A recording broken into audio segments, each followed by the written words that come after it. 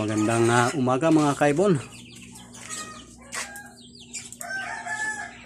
Wala tayong maipakitang mga inakay na na-harvest kasi karamihan dito sa aking mga inakay mga kaibon pinatay ng kanilang mga parents. Bali tatlong parisang breeder mga kaibon.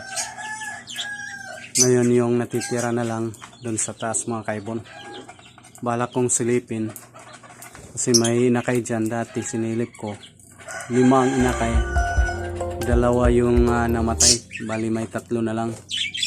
Hindi ko pa alam mga kaibon kung buhay pa sila mga kaibon.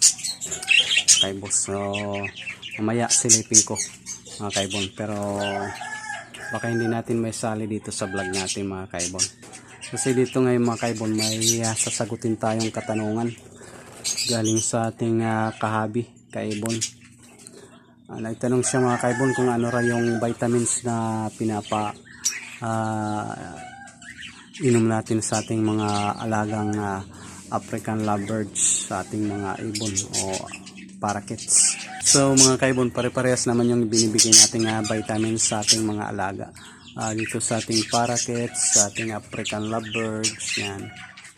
Ngayon nagpakain tayo ng kangkong mga kaibon. Yan sa ating mga alagang parakeets at African lovebirds. Ang ginagamit kong vitamins kaibon, dati gumagamit ako ng essential. So naubos na yung ating essential vitamins, kaya bumalik tayo sa Vitamin Pro. Yan ang ginagamit ko mga kaibon, kaya lang dito talaga siniswerte tayo na pamatay pa rin yung ating mga inakay, dahil naman yun sa mga breeder kaibon.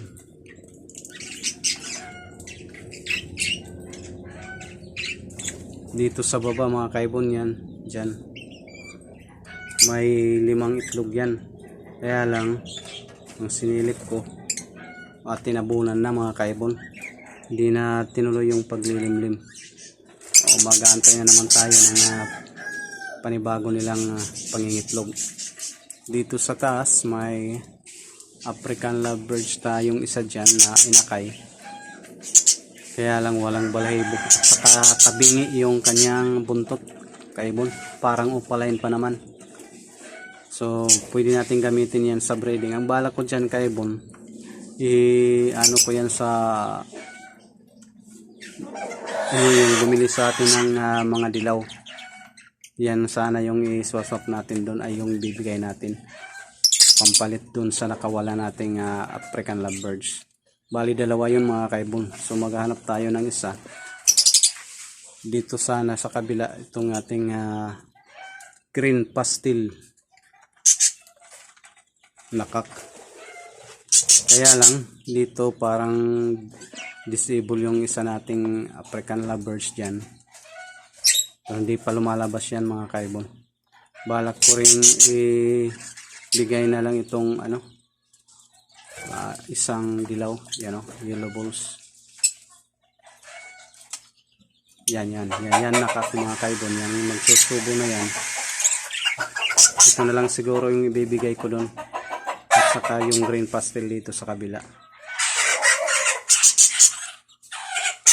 Kasi hindi kaya naman ibigay yung may diferensya.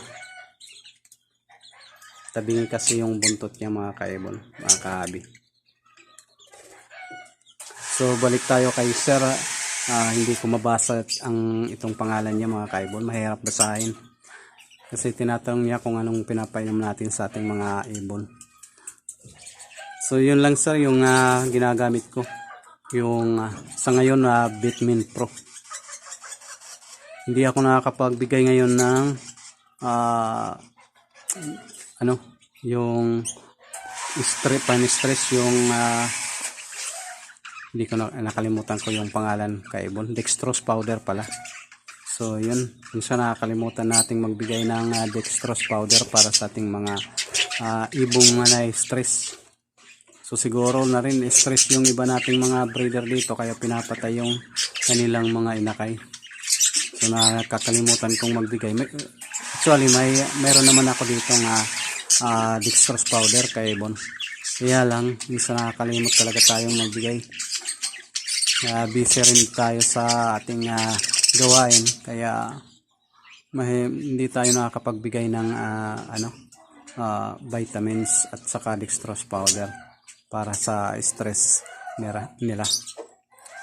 So yun kay Bon, sana nasagot ko yung katanungan mo. Siguro kay Bon, baka mas matagal ka na nag-iibon kaysa sa akin at marami ka ng experience sa pag-aalaga. Baka may share mo rin kay Bon, i-comment mo sa ating comment section mga kaibon.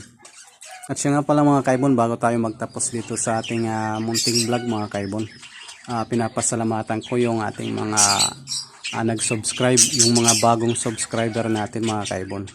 Maraming salamat po sa inyo. At hindi nyo pinagkait yung subscription nyo dito sa aking YouTube channel kaibon.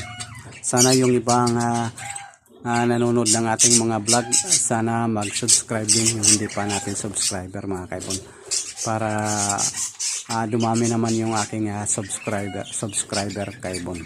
So bali tatatlong taon na rin siguro akong nag-vlog dito sa aking munting YouTube channel mga kaibon, gumagawa ng video.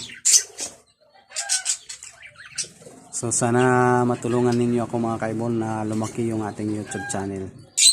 Ito pong muli ang iyong lingkod, Ricky Boy, Hari ng Sablay. Bye bye.